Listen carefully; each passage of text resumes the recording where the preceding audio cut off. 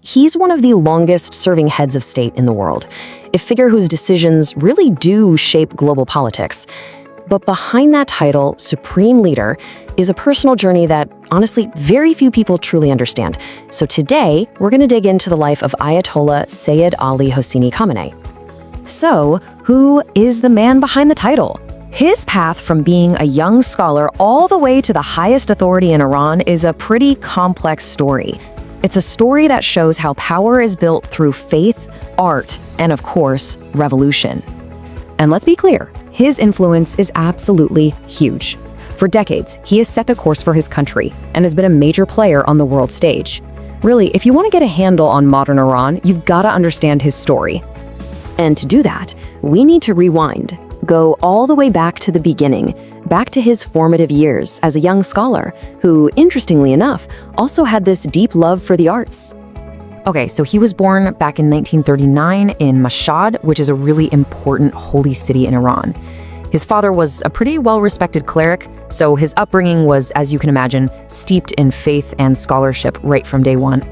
But it wasn't just about rigorous religious studies. Something else was going on.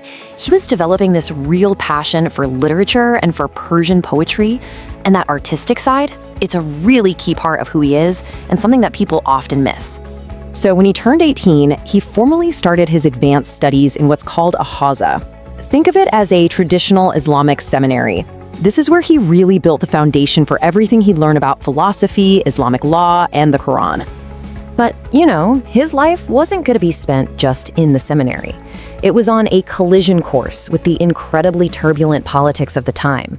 And that set him on a totally different path, the path of resistance. To really get why he became an activist, you have to know what was going on in Iran at the time.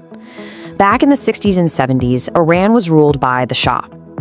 Now, the opposition, which included a lot of clerics and young activists like Khamenei, saw the Shah's policies as super oppressive and way too cozy with Western powers.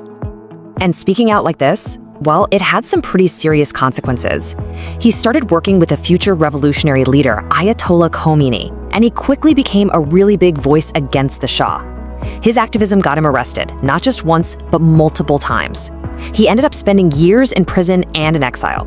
And you can imagine, those experiences just made him even more committed to the cause. Okay, so then comes the Islamic Revolution in 1979, and everything changes. The whole political landscape of Iran is just completely remade. And for Khamenei, this was the start of a really quick climb up the ladder in the new system. And when I say swift, I mean it. First, he serves in the new parliament. Then, in '81, he gets elected president. And then comes the big one. In 1989, after Ayatollah Khamenei dies, he's chosen to be the next supreme leader, the most powerful job in the entire country. Now, his time as president, wow! It was defined by one of the toughest periods in Iran's modern history, that absolutely brutal 8-year war with Iraq.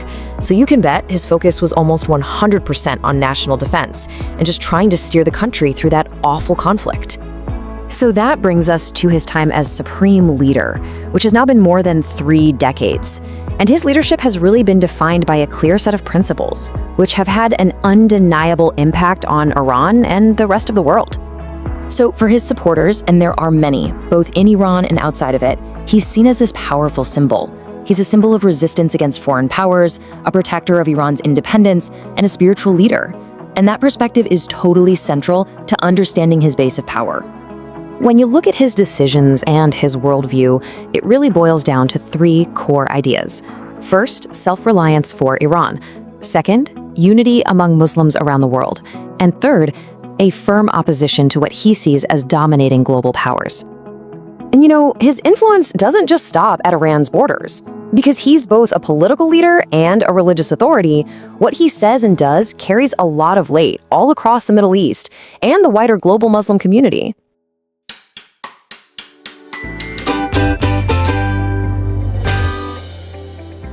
When you step back and look at it, it's a pretty remarkable story. I mean, think about it. He went from being a young poet studying in a seminary in Mashhad to holding the highest position of power in a country of over 80 million people. Whatever your politics are, that journey is a huge chapter in modern history. And all this kind of leaves us with a bigger question, one that goes way beyond just this one person's story. How much can one person's life, their personal history, their beliefs, their struggles, really end up shaping the destiny of an entire nation?